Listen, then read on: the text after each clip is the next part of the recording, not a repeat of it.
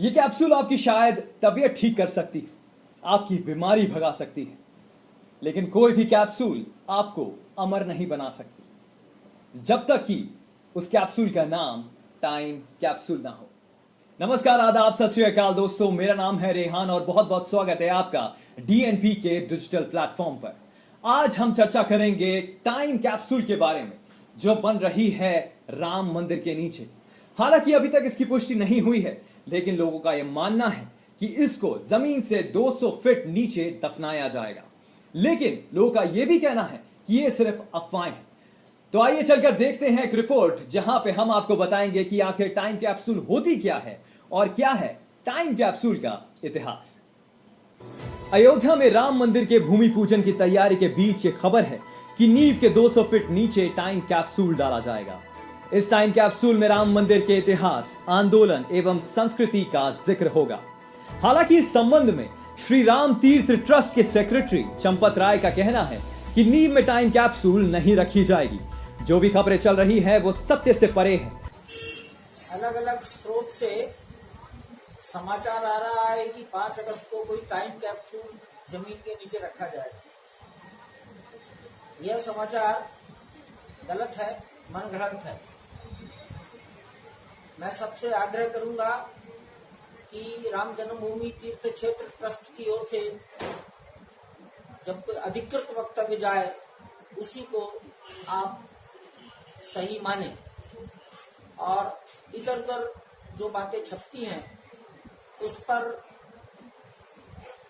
काल्पनिक बातों पर विश्वास करके अपना मन परेशान न करें। इससे पहले ट्रस्ट के ही एक सदस्य के हवाले से खबर आई थी कि मंदिर की नींव में टाइम कैप्सूल रखा जाएगा, जिससे ऐतिहासिक और सांस्कृतिक जानकारियां मिलेंगी।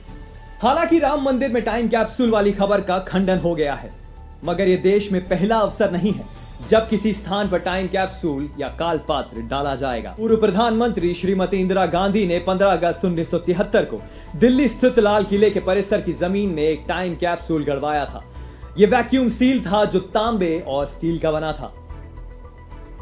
बताया जाता था कि इस टाइम कैप्सूल में उन्होंने आजादी के बाद 25 वर्षों की सरकार की उपलब्धियों का जिक्र किया है। कहा यह भी जाता है कि इसमें स्वतंत्रता आंदोलन में गांधी परिवार की भूमिकाएं एवं देश के विकास में उनका योगदान का उल्लेख है। हालांकि इस कालपात्र के अंदर क्या डाला गया था, इस बात की जानकारी कभी भी सार्वजनिक नहीं हो पाई है। जाने माने लेखक आनंद रंगनाथन ने पूर्व पीएम की तब की तस्वीर के साथ इस घटना को ट्वीट किया है। हालांकि मोदी सरकार में भी ये पहली बार नहीं है। नरेंद्र मोदी जब गुजरात के मुख्यमंत्री थे तो साल 2011 में उन पर भी टाइम कैप्सूल दफनाने का विपक्ष ने आरोप लगाया था। विपक्ष का कहना था कि गांधीनगर में निर्मित महात्मा मंदिर के नीचे टाइम कैप्सूल दफनाया गया है, जिसमें मोदी ने अपनी उपलब्धियों का बयान कर रखा है। 3 फुट लंबे और 2.5 फुट चौड़े स्टील के सिलेंडर में कुछ लिखित सामग्री और डिजिटल कंटेंट रखा गया है। सरकार के मुताबिक कैप्सूल में गुजरात के 50 साल का इतिहास संजोया गया था। कांग्रेस ने उस समय इसका काफी विरोध भी किया था। लेकिन ये टाइम कैप्सूल आखिर होता क्या है? टाइम कैप्सूल एक कंटेनर की तरह होता है जिसे विशेष सामग्री से बनाया जाता है। टाइम कैप्सूल हर तरह के मौसम का सामना करने में सक्षम होता है। उसे जमीन के अंदर काफी गहराई में दफनाया जाता है। काफी गहराई में होने के बावजूद भी हजारों सालों तक उसे कोई नुकसान नहीं पहुंचता और ना वो सड़ता है ना गलता है। टाइम कैप्सूल का दफनाने का मकसद किसी समाज, काल या देश के इतिहास को सुरक्षित रखना होता है। यह एक तरह से भविष्य के लोगों के साथ संवाद है। इससे भविष्य की पीढ़ी को किसी खास युग, समाज और देश के बारे में जानने में मदद मिलती है।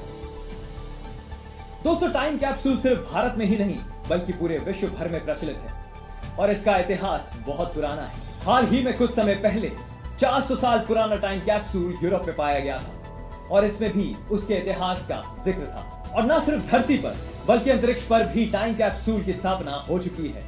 कई ऐसे इंटरनेशनल स्पेस स्टेशन और सैटेलाइट्स हैं जहां पे टाइम कैप्सूल को रखा गया है ताकि हमारे आने वाली पीढ़ी या कोई भी ऐसा जीव जंतु जो ब्रह्मांड में मौजूद है उसे हमारे अस्तित्व का पता चल सके। दोस्तों, आपका टाइम कैप्सूल के बारे में क्या कहना है? हमें अपनी प्रतिक्रिया जरूर कमेंट्स में लिख के बताइएगा।